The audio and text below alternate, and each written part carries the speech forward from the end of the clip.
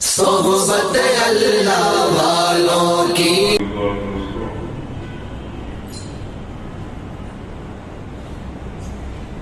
ابھی محرم کا مہینہ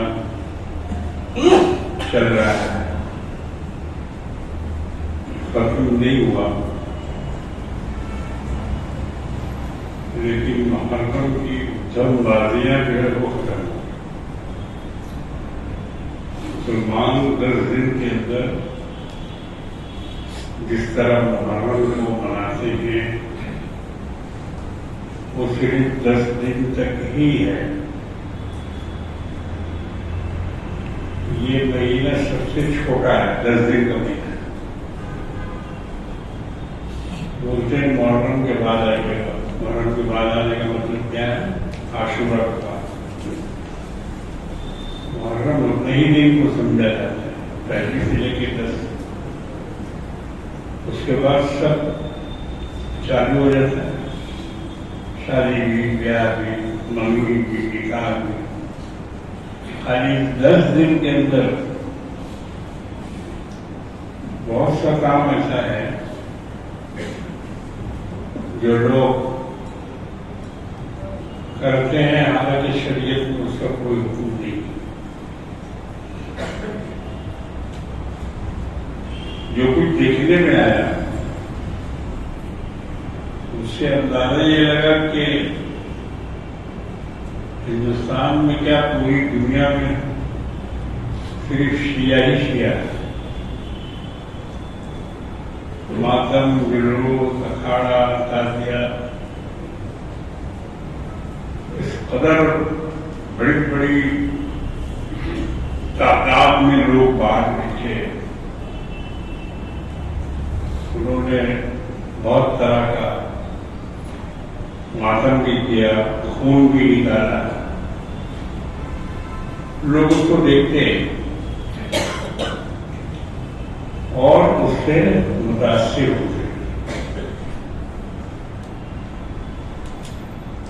اور یہ سمجھتے ہیں کہ اصل غم تو یہی لوگ منا رہے ہیں، ہم لوگوں نے تو ان کے مقابلے میں کچھ کیا ہی نہیں۔ ہم لوگوں کے دلوں میں تو حسن حسین اور اہل بیت کی محبت ہی نہیں۔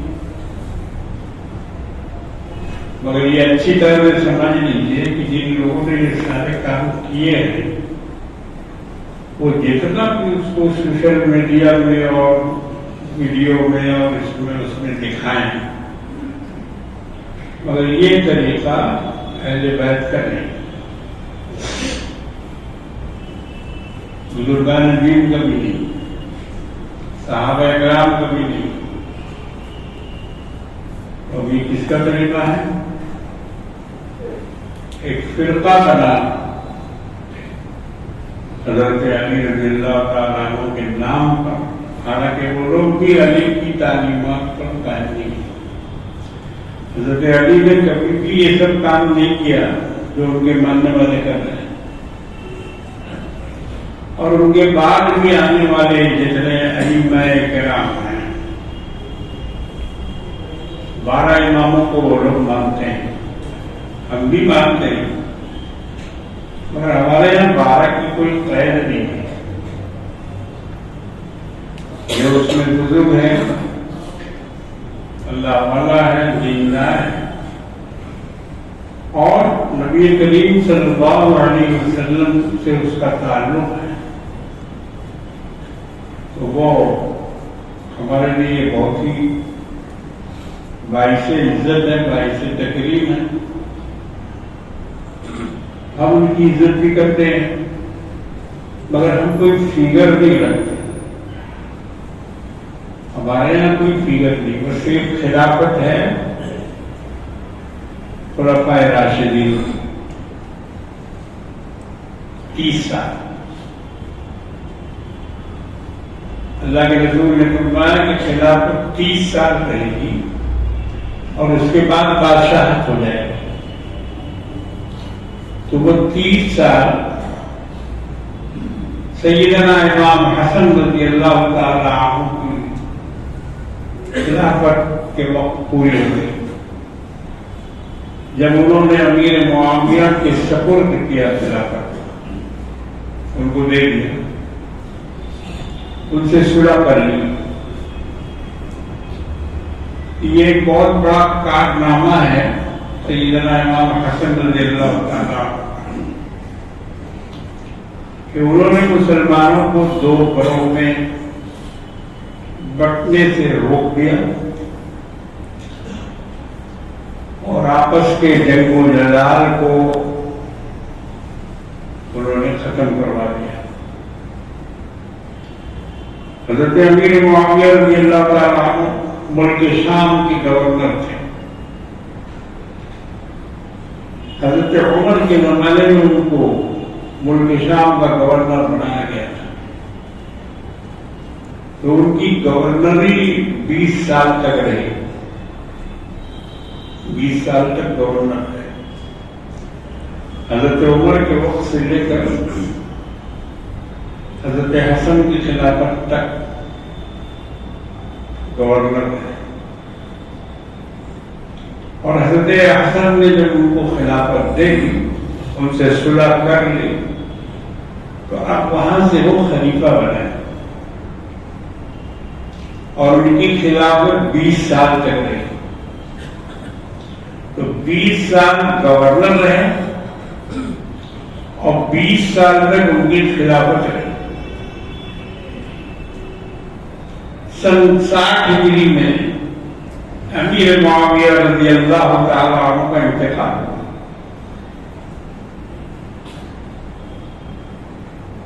بتلانا یہ ہے کہ جو فرقہ وہاں بنا تھا، جو دو گروپ میں مسلمان بٹ گئے تھے، تو آج بھی اسی کو لے کر بہت سارے فرقے بن گئے۔ خود شیعوں کے اندر میں 50 فرقے بن گئے۔ کوئی کسی امام کو مانتا ہے، کوئی کسی امام کو مانتا ہے، اور اماموں کو ماننے کے بعد ان کے یہاں فرقہ بندیاں ہو گئی۔ اب جیسے آپ یہاں دیکھتے ہیں بورا سماج، ان باتوں کو سمجھنے کی ضرورت ہے، اور علماء کو چاہیے کہ اس کو سمجھائیں، یہ کون ہے، یہ کون ہے، ان کے عقائد کیا ہیں، ان کے اعمال کیا ہیں۔ اگر آپ نہیں جانیں گے، نہیں پہچانیں گے، تو آپ تو کسی کے بھی پھنسنے کے لیے آپ تیار ہو جائیں گے، کیونکہ آپ کو معلومات نہیں ہے۔ یہ بورا جماعت اس وقت قائم ہوئی جب سیدنا حضرت امام جعفر صادق رضی اللہ تعالیٰ، جو امام زین العابدین کے صاحبزادے تھے، حضرت زین العابدین سجاد، یہ کربلا میں تھے اور انہوں نے جنگ میں حصہ نہیں لیا۔ اب راوی کہتے ہیں کہ یہ بیمار تھے، حقیقت کیا تھی اللہ نے ابھی کے لوگ اس کا پتہ نہیں لگا سکتے۔ جیسے سیدنا حسن رضی اللہ تعالیٰ عنہ نے اس طرح کے معاملات میں اپنے ابا کا ساتھ نہیں دیا۔ حضرت علی اور حضرت امیر معاویہ کی جب جنگ ہوئی، امام حسن نے منع کیا تھا کہ ابا لڑائی مت کیجیے، جنگ مت کیجیے۔ سیدنا علی رضی اللہ تعالیٰ عنہ نے ان کی بات نہیں سنی، ڈانٹ دیا اور ان کو چپ رہو، تم میرے کام کی مداخلت مت کرو، خاموش ہو گئے۔ جنگ میں بھی ساتھ گئے ابا کے لیے، گھر میں نہیں بیٹھے، ساتھ گئے، مگر جنگ نہیں کی، ان میں حصہ نہیں لیا، کسی بھی دربار نہیں اٹھائے۔ ان کو بہت دکھ تھا، کیوں یہ جنگ ہو رہی ہے، کیوں مسلمان کا خون مسلمان کے ہاتھوں سے بہایا جا رہا ہے؟ کیوں مسلمان کی تلوار ایک دوسرے مسلمان کی گردن پہ چل رہی؟ سیدنا امام حسن رضی اللہ تعالیٰ عنہ کے بارے میں نبی کریم صلی اللہ علیہ وسلم نے ایک دفعہ آپ کو اپنی گود میں بیٹھا کے خطبہ دیا اور خطبہ میں کہا کہ میرا یہ بیٹا سید ہے اور یہ مسلمانوں کے دو بڑے گروہوں میں صلح کرائے گا. یہ پیشین گوئی کبھی والے آقا جناب محمد رسول اللہ صلی اللہ علیہ وسلم نے فرما دی تھی. تو واقعی وہی ہوا. خلافت ملنے کے باوجود بیعت کرنے کے باوجود آپ نے خلافت چھوڑ دی, امیر معاملے کے حوالے کر دیا. سمجھ گئے کہ اگر ابھی بھی میں اس پر دعویٰ کروں گا تو یہ لوگ مجھے استعمال کر لیں اور پھر خون خرابہ ہوگا اور پھر ایک دوسرے کی گردن میں ایک دوسرے کے ہاتھ سے کٹے گی. انہوں نے سمجھ لیا تھا. بڑے فہیم, بڑے دانا بینا اور بڑے زیرت. حضرت حسین کو بھی سمجھاتے رہتے تھے, وہ ذرا جذباتی تھے. سیدنا حسین رضی اللہ تعالیٰ عنہ کچھ زیادہ جوشیلے تھے, مگر بڑے بھائی سمجھاتے رہتے تھے, نہیں نہیں ایسا مت.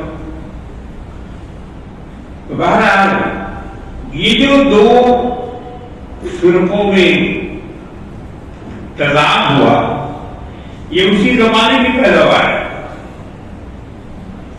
ایک گروہ حضرت علی کا اور دوسرا گروہ امیر معاویہ کا. دو گروہ میں لوگ بڑھ گئے, ادھر بھی صحابی ادھر بھی صحابی, دونوں طرف صحابی تھے.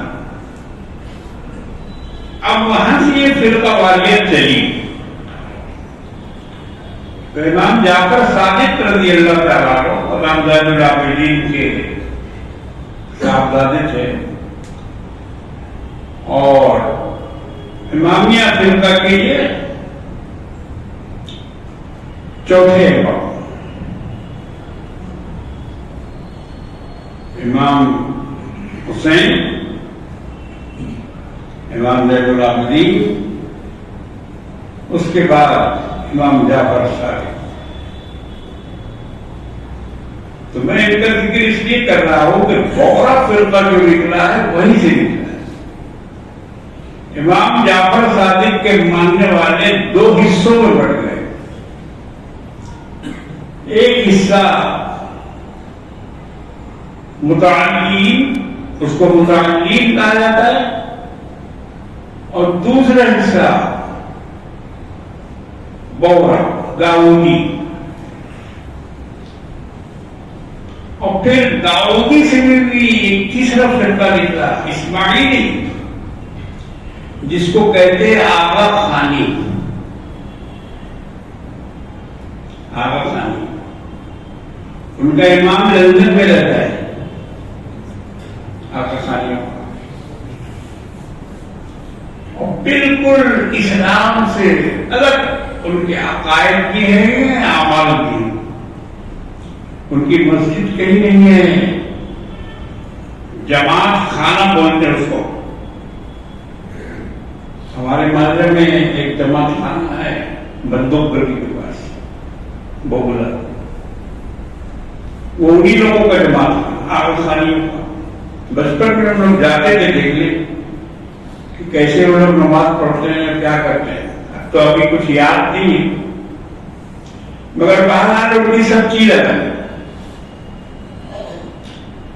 ان کا سلام السلام علیکم نہیں ہے, وہ بولتے ہیں یا علی مدد, یہ ہے ان کا سلام. دوسرا جواب میں کہتا ہے المدد یا علی. زکات ان کا امام لیتا ہے, وہ دوسرے کو کسی کو ایک ایسا زکات نہیں دیتے. اور نہ سب کا خیرات کرتے. ان کا جتنا بھی سب کا خیرات زکات جو بھی ہے سب لندن میں بیٹھے ہوئے پرنس آغا خان کو جاتا ہے. دنیا کے اربوں پتی میں اس کا شمار ہے. اور وہ جو بولے گا وہی حرف آخر ہے. میرے بھائیوں بزرگوں اور دوستوں، اسی طرح گورا یہ بھی وہیں سے نکلے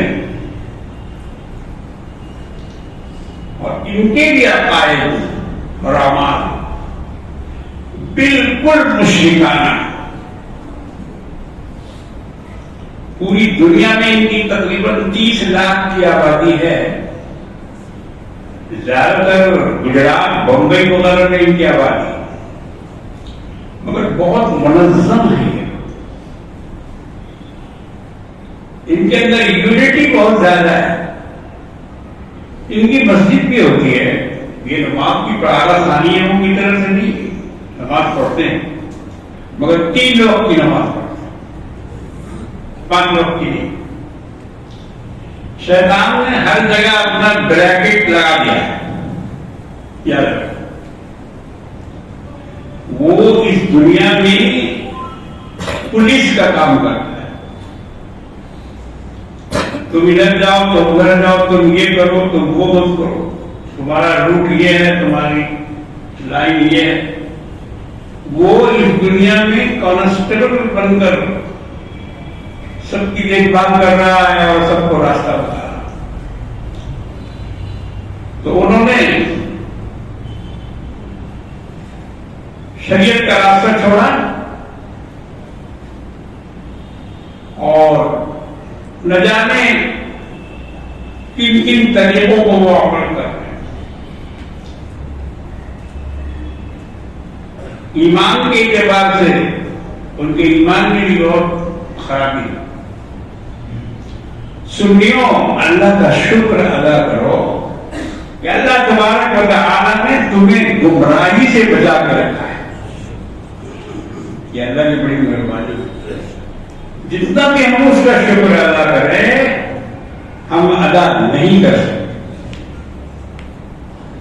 اللہ نے ہمیں جینی ہونے سے بچایا، بدھسٹ ہونے سے بچایا، مشرک ہونے سے بچایا، بت پرست ہونے سے بچایا. پھر اسلام میں بھی جتنے غلط فرقے ہیں ان غلط فرقوں سے بھی بچایا. قادیانی ہونے سے بچایا، بورا ہونے سے بچایا، اسماعیلی ہونے سے بچایا، آغا خانی ہونے سے بچایا. کتنا پروٹیکشن ملا جی. تو آپ یہ مت سمجھیے کہ یہ لوگ ٹھیک ہیں اور ہم لوگ غلط نہیں. الحمدللہ ہم لوگ صحیح راستے پر. اللہ کی مہربانی ہے کہ اللہ تبارک و تعالیٰ نے ہم لوگوں کو گمراہی کے راستے سے بچا دیا. ہمارے یہاں کوئی بھی غلط کام نہیں ہے. لیکن ہندوستان میں بھی 2 ہی فرقہ تھا، سنی شیعہ. اس سے پہلے شیعہ بھی نہیں تھے. نور جہاں ایرانی عورت جس کو جہانگیر نے شادی کی تھی اور ایران سے وہ تعلق رکھتی تھی، وہ جب بعد میں آئی سلطنت میں داخل ہوئی، ملکہ بنی. جہانگیر نے اس کو ہندوستان کی ملکہ بنایا اور اس کے ہاتھ میں حکومت کا بہت سا باغ ڈور تھما دیا. اس نے ہندوستان میں شیعت کو فروغ دیا بہت زیادہ. تیمور لنگ کی شیعہ تھا، وہ ہندوستان میں تابعہ لایا. لیکن نور جہاں اس نے تو غلط ڈالی، ہندوستان میں شیعت کو فروغ دیا. اب جب فروغ ہوا تو 2 فرقے میں مسلمان پڑ گئے، شیعہ اور سنی. بڑے مناظرے کروائے اس نے. ایران سے عالموں کو بلوایا، ان کے مستحد سب آئے. قاضی نور اللہ شوستری بہت بڑا مستحد تھا شیعوں کا، اس کو ایران سے بلوایا اور اس سے مناظرہ کروایا سنی علماء سے. اتنا بڑا قابل تھا وہ کسی کو اپنے سامنے ٹکنے نہیں دیتا تھا. حکومت کی سرپرستی بھی حاصل تھی اس کو، اور علم کا تو وہ سمندر تھا. لوگوں نے مناظرے کیے اس سے، مگر وہ حاوی ہو جاتا تھا. جہانگیر کے دربار میں نورتن تھے، وہی جیسے اکبر کے دربار. نورتنوں میں ایک کا نام آپ نے سنا ہوگا، ملا جو پیادہ. اس کا نام تھا ملا جو پیادہ. مسخرہ تھا، ہنسایا کرتا تھا لوگوں کو، بادشاہ کو، مگر اصل میں وہ بہت بڑے عالم دین تھے. ملا جو پیادہ مسخرے کی شکل میں رہتے تھے مگر بہت قابل، بہت بڑے لکھے. ان کا اصل نام تھا ملا عبد القادر بدایونی. ملا عبد القادر بدایونی اصل نام تھا، اور انہوں نے بڑی کتابیں لکھی. ناصر التفاریر کی کتاب. تو انہوں نے چیلنج کیا کہ نور اللہ شوستری کے کہیے کہ ہم سے مناظرہ کریں. بادشاہ کو ہنسا، کہا کہ تم تو ایک مسخرے ہو، تم کیا مطالبہ کرو گے مناظرہ؟ کہا نہیں، ہم کریں. دن مقرر کیجیے، لوگوں کو بلائیے، ہم مناظرہ کریں. بڑا ٹھیک ہوا، دن اعلان ہوا کہ فلاں فلاں دن قاضی نور اللہ شوستری سے ملا جو پیادہ مناظرہ کریں. کہانی تو اس کی بڑی لمبی ہے، مگر مختصراً میں آپ کو بتا رہا ہوں کہ مناظرہ کیا ہو، اور اپنے مسخرے پن کے ساتھ مناظرہ، جو ان کا فن تھا اس فن کو چھوڑا نہیں ہوگا. مناظرہ گاہ میں اس طرح سے آئے کہ ان کی پگڑی کا جو شملہ تھا اس کو پیچھے سے 40 آدمی سر میں اٹھائے ہوئے تھے. اتنی بڑی پگڑی شملہ کو انہوں نے 40 آدمی کو لگایا کہ اس کو اٹھا کے چلو. اب اس شان کے ساتھ وہ مناظرہ گاہ میں آئے تو ان کی پگڑی کے شملے کو 40 آدمی دونوں ہاتھ سے اٹھائے گئے. یہ ان کا ایک طریقہ تھا مسخرہ کرنے کا، اور لوگوں پر رعب بھی ڈالنا تھا. یہ اتنے بڑے عالم ہیں کہ ان کی پگڑی یہاں سے وہاں تک ہے اور اس کے اتنے لوگ اٹھا رہے ہیں. بہرحال مناظرہ گاہ میں آئے تو اپنا جوتا نکال کر ادھر ادھر کونے میں تکیا کے نیچے یا اور بھی کچھ سامان وہاں چھپانے لگ گئے. تو انہیں میں سے کسی ایک آدمی نے پوچھا کہ ارے بھائی یہ کیا کر رہے ہیں آپ کا جوتا یہاں سے کوئی لے جائے گا، چھپا رہے کیوں؟ بولے ہاں بھائی، رسول اللہ کے زمانے میں جو شیعہ ہوتے تھے وہ چور ہوتے تھے. دیکھو یہاں سے شروع کیا. تو قاضی نور اللہ نے کہا کہ رسول اللہ کے زمانے میں شیعہ کہاں تھے؟ ارے میں بھول گیا، رسول اللہ کے زمانے میں نہیں، ابو بکر کے زمانے. نور اللہ شوستری نے کہا کہ ابو بکر کے زمانے میں بھی شیعہ نہیں تھے. ہاں یاد آیا، حضرت عمر کے زمانے کے زمانے میں بھی شیعہ نہیں تھے. دیکھو اس سے اقرار کروا رہے کہ تمہاری حیثیت اور تمہارا وجود کہاں سے شروع ہوا. پہنچتے علی تک پہنچے. اور حضرت علی کے وقت میں بھی شیعہ نہیں کہا جاتا تھا, شیعہ میں علی کہا جاتا. تب ملا نے کہا کہ حضور کے زمانے میں شیعہ نہیں تھے, ابوبکر کے زمانے میں شیعہ نہیں تھے, عمر کے زمانے میں شیعہ نہیں تھے, عثمان کے زمانے میں نہیں تھے, علی کے زمانے میں نہیں تھے. تو کیا آسمان سے انڈا گرا تھا اس میں سے نکلے ہو تم؟ ایک بات تو یہ ہو گئی, ان کو ثابت کر دیا کہ تمہارا وجود باپ کا ہے, شروع سے تمہارا کوئی تعلق نہیں. اچھا, آپ مناظرہ شروع کیا ہے. مناظرہ میں سب سے پہلے اشاروں کی گفتگو. نور اللہ شمستری نے ان کی طرف ایک انگلی اٹھائی تو ملا تو پیالہ نے وہاں سے انگلی دکھائی. اس کے بعد انہوں نے مٹھی دکھائی باندھ کر. تو ملا تو پیالہ نے کہا کہ اب مناظرہ ختم, اب مناظرہ ختم. لوگوں نے فیصلہ کیا کہ ملا دو پیالہ جیت گئے. باہر نکلے کیا ہوا بھائی, کوئی بات تو ہوئی؟ بولا ہاں سب بات. نور اللہ شمستری نے کہا کہ میں نے اس کو کہا کہ ایک خدا پہ ایمان لاؤ, ہم اور تم ایک ہی ہیں. تو اس نے 5 انگلیاں دکھائیں کہ نہیں, صرف ایک خدا نہیں ہے, بلکہ رسول پر بھی ایمان ہے, خلفاء پر بھی ایمان ہے, صحابہ پر بھی ایمان ہے. تو پھر میں نے اس کو مٹھی دکھایا کہ سب کو اگر ایک کیا جائے, ایک جگہ جمع کیا جائے تو ایک ہی امت ہے.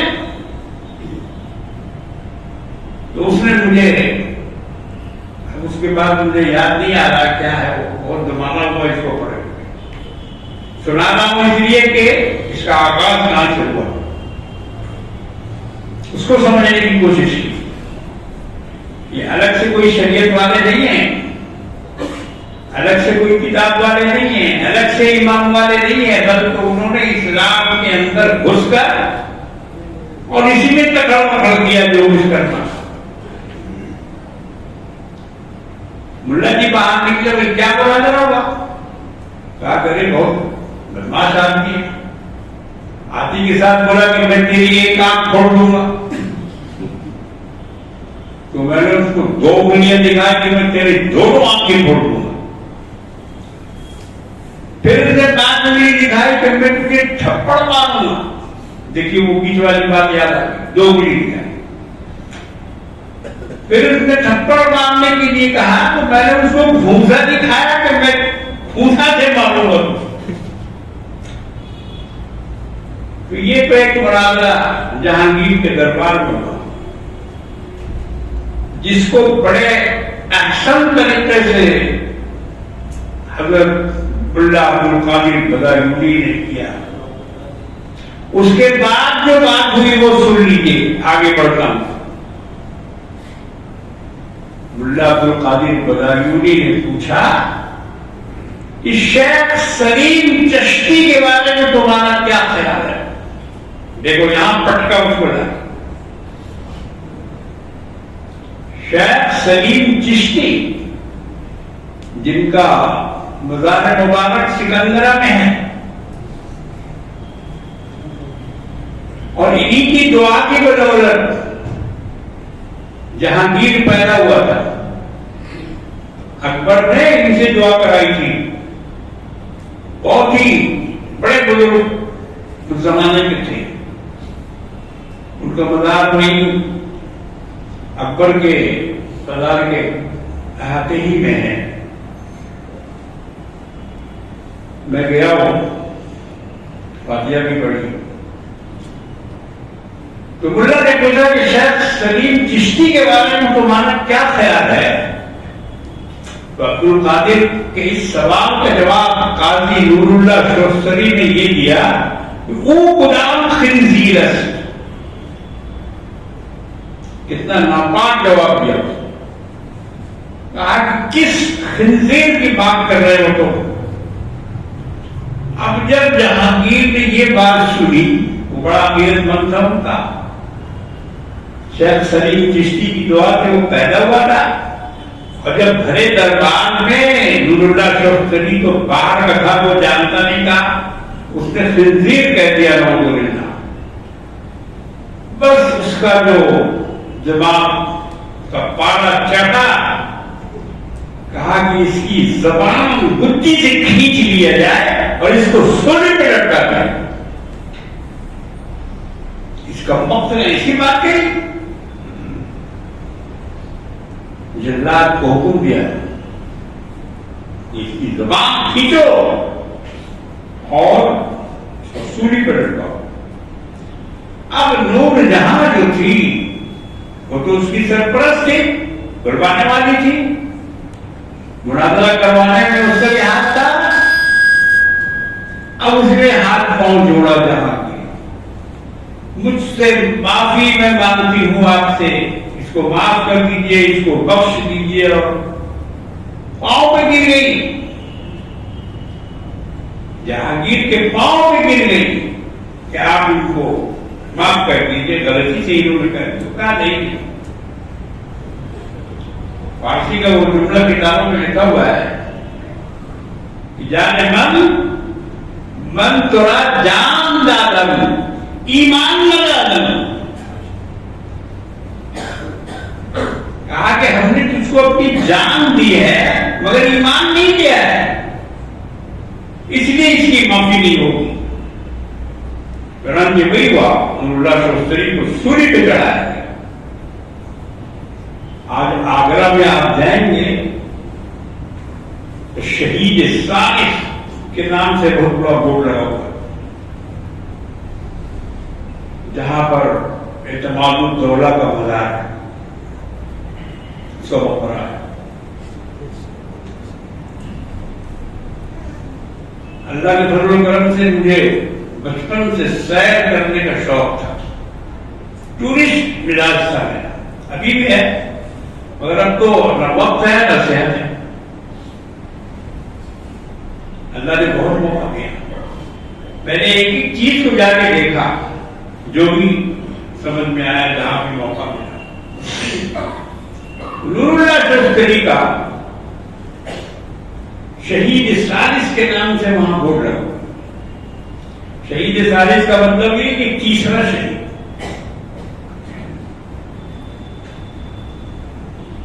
وہ اپنے برادری میں، اپنی جماعت میں اس کو تیسرا شہید مانتے ہیں، اور بڑی بھیڑ لگی رہتی ہے اس کے مزار پر. سنی تو ریلی ہے، ریلی والا ہے. لوگ سمجھتے ہیں کہ بریلی ہے، مگر بریلی نہیں ہے، وہ ریلی والا. دیکھا دیکھی، موم بتی، اگربتی، چراغ لے کر گھل جاتا ہے، سب کے ساتھ ہو جاتا ہے. یہ بیچارہ نہیں جانتا کہ ہم کیا کر رہے ہیں، صحیح کر رہے ہیں غلط کر رہے ہیں. ہوتا آیا بائیں کر دیتے، امائیں کر دیتے، محلے والے ایسے ہی کر رہے ہیں، یہ اس کے پیچھے پیچھے چل پڑا. تو میرے بزرگوں اور دوستوں، ان کی حقیقت کو سمجھیں. یہ بورا جماعت جو ہے یہ دو حصوں میں تقسیم ہو کر، ایک حصہ اسماعیلی جس کو خوجہ کہتے ہیں، ایک متعلی، اور یہ ان میں سے متعلی میں سے یہ ہیں بورا جماعت. یہ بھی ماتم کرتے ہیں اور یہ بھی خلفائے راشدین کو کافر کہتے ہیں، اور یہ بھی ان پر لعنت کرتے ہیں، اور یہ بھی زکات نہیں دیتے. بہت سارا کام ہے جو اپنی جماعت میں وہ کرتے ہیں. سنیوں کو کبھی بھی یہ اہمیت نہیں دیتے. ایک آدھ دو دفعہ میں گیا ہوں جہاں ان کی مسجد بنی ہے تو رشیا میں، تو مجھے لے گئے تھے بیچارے، ہم کو بہت مانتے تھے. سیفی ہال کے جو مینیجر تھے، ان کا نام اس وقت میں بول رہا ہوں، انہوں نے دعوت کی تھی کہ ہمارے سیدنا آ رہے ہیں. وہ اپنے پیشوا کو سیدنا کہتے ہیں. تو آپ آئیے، وہ تقریب ہے وہاں. ہم نے کہا چلو ٹھیک ہے، دیکھنا چاہیے، جانا چاہیے. گئے ہم، دیکھا ہم کو کچھ کہنا بھی پڑا وہاں. اسٹیج پہ بٹھایا تھا، مگر جتنے لوگ ان کے استقبال ان کا کر رہے تھے تو ایک بینڈ پارٹی تھی اور سب داڑھی والے. بینڈ پارٹی میں سب داڑھی والے اور ہاف پینٹ پہنے، سب کا گھٹنا کھلا، رام کھلا، ہاف پینٹ پہنے ہوئے، اور وہ لوگ ڈرم بجا رہے، ڈھول بجا رہے، بجا بجا کے پریڈ کیا انہوں نے اور ان کے سامنے سے گزرے. کبھی وہیں ہماری سمجھ میں آ گیا کہ شریعت پریڈ کا کتنا عمل ہے. یہ جو ہاف پینٹ پہنے ہوئے ہیں اپنے جسم کا حصہ دکھا رہے ہیں، اور اس کے علاوہ جو منع ہے شریعت میں ڈھول باجا اس کو بجا رہے ہیں.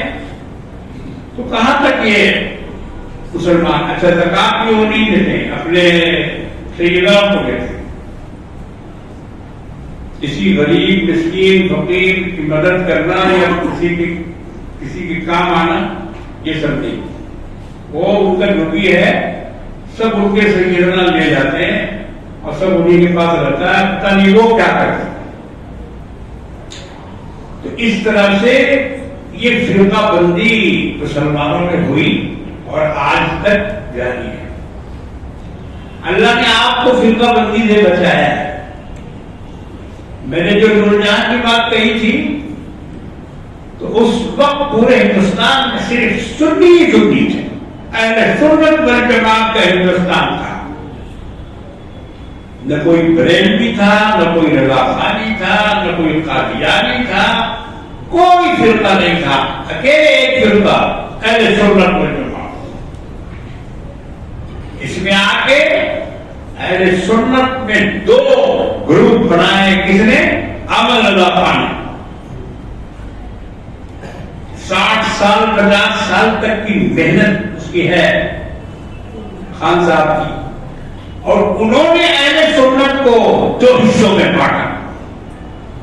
ایک کا نام بریلوی پڑا، دوسرے کا نام دیوبندی.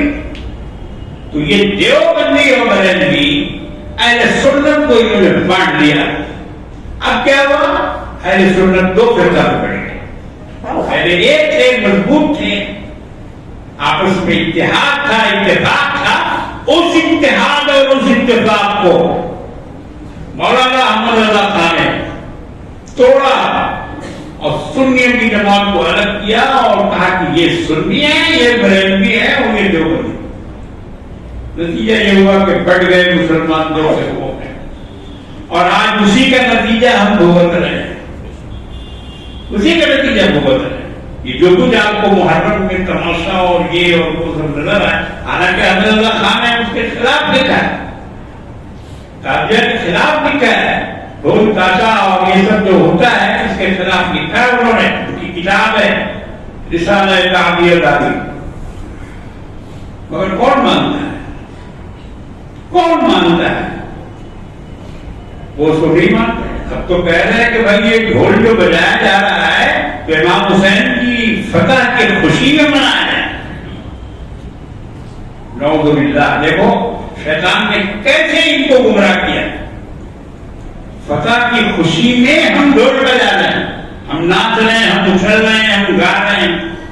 جی یہ اس طرح سے منمانی شریعت اور منمانے طریقے پر اسلام کو ان لوگوں نے کمزور کیا.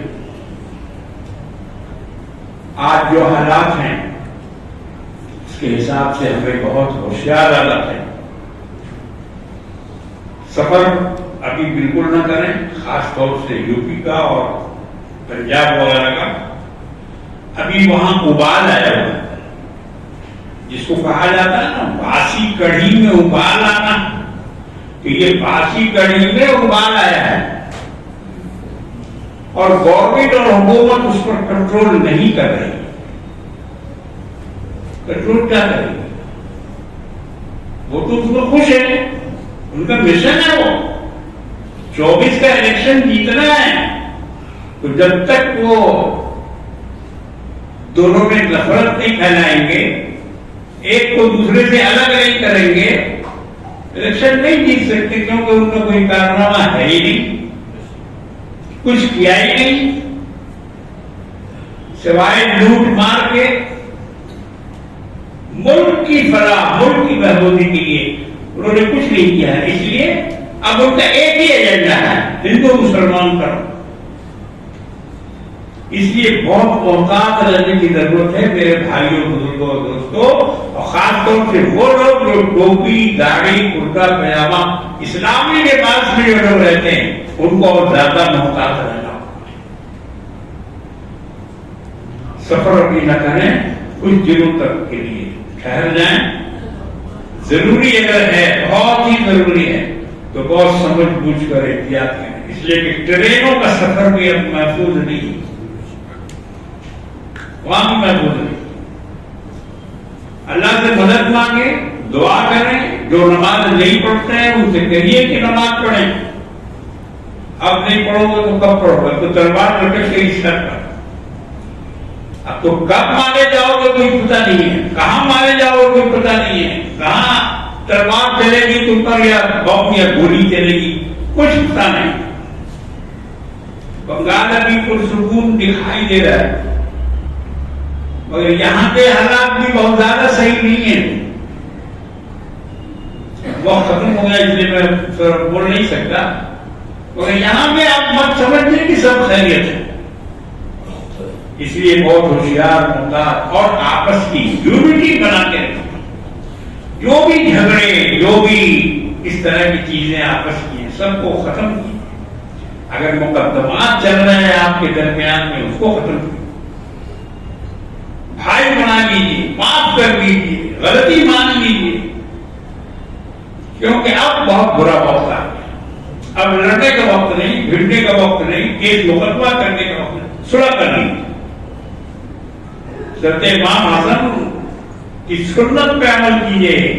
امت کو کٹنے سے بچا لیا، امت کو آپس میں بھیڑنے سے بچا لیا. ہزاروں نہیں لاکھوں آدمی کا قتل ہو جاتا جیسی حالت زمانے میں تھی. لیکن سوچ بوجھ سے حضرت امام حسن نے خلافت ثبت کر دی. خلافت ثبت کرنا کیا آسان بات ہے؟ گھر میں آئی ہوئی حکومت اور اس کو دے دیا اٹھا کر، لو بھائی لے جاؤ، تم چاہتے ہو نا خلیفہ بننا، بن جاؤ. یہ امت کی بھلائی کے لیے سیدنا امام علی مقام حسن رضی اللہ تعالیٰ عنہ نے کام کیا.